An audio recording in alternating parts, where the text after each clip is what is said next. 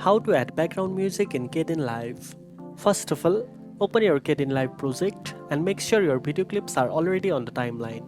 Next, import your music file by clicking on the Add Clip or Folder button or dragging the audio file directly into the project bin.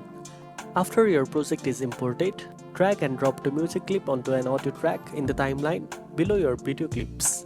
You can adjust the length of the music by dragging the edges of the audio clip to fit your video's duration. If the music is too loud or too soft, you can adjust the volume by right-clicking the audio clip, selecting Insert an Effect and then Volume. After that, you can control volume using Gain slider. To create smooth audio transitions in Kdenlive, simply hover over the top corners of the clip until a circle handle appears. Drag the handle inward from the start for a fade in or from the end for a fade out.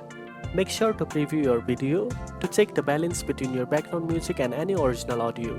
And that's it. Now you know how to add background music in Kdenlive. If you found this video helpful, don't forget to like, share and subscribe for more tech tips. Thanks for watching and I'll see you in the next one.